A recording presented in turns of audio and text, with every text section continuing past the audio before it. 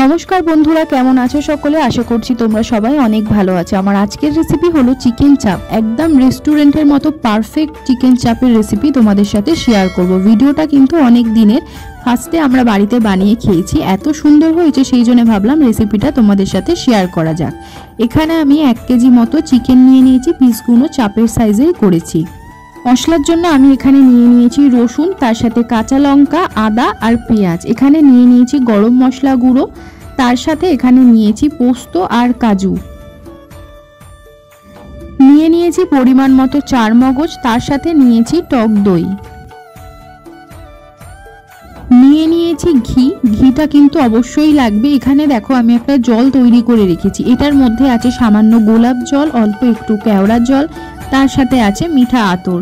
তিনটে জিনিসকে আমি একসাথে মিক্স করে রেখেছি।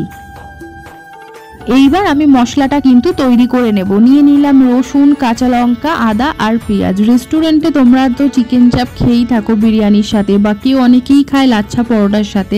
এই রেসিপিটা কিন্তু একদম সিক্রেট, মানে যেভাবে রেস্টুরেন্টে তৈরি করা হয় সেই রেসিপিটাই আজকে তোমাদের সাথে শেয়ার করব। তো মশলাটা দেখো এখানে আমি পুরো রেডি করে রেখেছি। আর একটা মশলা আমি এখানে তৈরি করে নেব, সেটা আগেও তোমাদেরকে দেখালাম। চারমগজ নিয়ে নিয়েছি পোস্ত, তার সাথে কাজু। এবার সামান্য একটু জল দিয়ে কিন্তু এর একটা স্মুথ পেস্ট বানিয়ে নেব। মশলা বাটা হয়ে গেলে কিন্তু এখানে এবার চিকেনটাকে ভালো করে ম্যারিনেট করতে হবে। ম্যারিনেট করাটা হলো কিন্তু মেন। এখানে কিন্তু বেটে রাখা মশলাটা দিয়ে দিলাম, যেমন কাঁচা লঙ্কা, আদা, রসুন, পেঁয়াজ, তার সাথে দিয়ে দিলাম টক দই। দিয়ে দেব স্বাদ মতো নুন। নুনটা কিন্তু এখানে পুরো পারফেক্ট দিতে হবে, যেহেতু আবার কিন্তু পরে আমরা নুনটা অ্যাড করব। দিয়ে দিলাম পোস্ত, কাজু, তার সাথে চারমগজ বাটা। এরপরে দিয়ে দেব 1 টিস্পুন ঘি। আমি যেই জলটা বানিয়ে রেখেছিলাম, কেওড়া জল, গোলাপ জল, তার সাথে মিঠা আতর, সেইটা কিন্তু 2 স্পুন আমি দিয়ে দিলাম। এইবার আমি দিয়ে দেব গরম মশলা গুঁড়ো, তার সাথে দিয়ে দিলাম চিকেন চাপের মশলা। মশলাটা দেওয়ার পর কিন্তু চিকেনটা ভালো করে ম্যারিনেট করে নিতে হবে। আর একটা কথা তোমাদেরকে বলে দিই, যখন রেস্টুরেন্টে চাপ বানানো হয় ম্যারিনেট করার সময় কিন্তু 2 স্পুন বা কিছুটা পরিমাণে এখানে ছাতু ব্যবহার করা হয়। আমি ছাতু ব্যবহার করিনি। তোমরা যদি একদম পারফেক্ট রেস্টুরেন্ট স্টাইলে চিকেন চাপ বানাতে চাও তাহলে কিন্তু এখানে অবশ্যই ছাতুটা ব্যবহার করবে। চিকেনটা ম্যারিনেট করে কিন্তু 1 থেকে 2 ঘন্টার জন্য এরকম রেখে দিতে হবে। আমি রেখে দিয়েছিলাম। তারপরে একটা কড়া বসালাম, গ্যাসের মধ্যে দিয়ে দিলাম কিছুটা পরিমাণে রিফাইন্ড অয়েল। তেলটা যখন গরম হয়ে আসবে তখন কিন্তু আমি চিকেনগুলো দিয়ে দেব। অনেকেই প্রথমে কিন্তু চিকেনগুলোকে তেলের মধ্যে ভেজে নেয়, তারপরে যে গ্রেভিটা আছে সেইটা দেয়। এরকম করলে কিন্তু চিকেনের মধ্যে জুসি ভাবটা অনেকটা টাইমে আসে না। সেই কারণে আমি মশলা সমেত চিকেনটা তেলের মধ্যে দিয়ে দিলাম।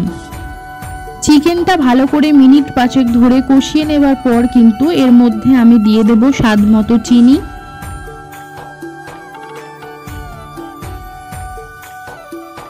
দিয়ে দেব কাশ্মীরি মির্চি পাউডার। কাশ্মীরি মির্চি পাউডার দিলে কিন্তু কোনো রকম ঝাল হবে না, এটা কালারের জন্য আমি এখানে ব্যবহার করলাম। ভাত, বিরিয়ানি, লাচ্ছা পরোটা, পরোটার সাথে কিন্তু চিকেন চাপ হলে একদম জমে যায়। তাহলে আজকেই বাড়িতে কিন্তু এরকম রেস্টুরেন্ট স্টাইলে চিকেন চাপ বানিয়ে নিতে পারো, তাহলে লাইন দিয়ে রেস্টুরেন্ট থেকে চিকেন চাপ কিনতে হবে না। এইবার ভালো করে ফুটে আসলে আর চিকেন সিদ্ধ হলেই কিন্তু তৈরি হয়ে যাবে চিকেন চাপ। চিকেন চাপটা যখন পুরো তৈরি হয়ে যাবে তখন কিন্তু আমরা চিকেন চাপের উপর থেকে 1 টিস্পুন ঘি ছড়িয়ে দেব। চিকেন চাপটা দেখে বুঝতেই পারছো কত সুন্দর হয়েছে। চিকেন চাপ বানানোর সময় কিন্তু আমি এখানে কোনো রকম জল ব্যবহার করিনি। চিকেন যখন আমরা রান্না করি তখন অটোমেটিক কিন্তু চিকেন থেকে জল বেরিয়ে আসে, সেই জন্য মশলা বা গ্রেভিটা আমি থিকনেস করার জন্য ভালো করে ফুটিয়ে নিয়েছি। মশলাটা দেখেই তোমরা বুঝতে পারছো বা গ্রেভিটা কত সুন্দর হয়েছে। তো আমার আজকের রেসিপি হলো চিকেন চাপের রেসিপি। রেসিপিটা যদি তোমাদের ভালো লেগে থাকে তাহলে অবশ্যই কিন্তু লাইক করো আর সাবস্ক্রাইব করে কিন্তু পাশে থেকো, আর কমেন্ট করে অবশ্যই জানিও চিকেন চাপের রেসিপিটা তোমাদের কেমন লাগলো। আজকের মতো এইটুকুনি। দেখা হচ্ছে নতুন কোনো রেসিপি নিয়ে। তোমরা ভালো থাকবে, সুস্থ থাকবে। ধন্যবাদ।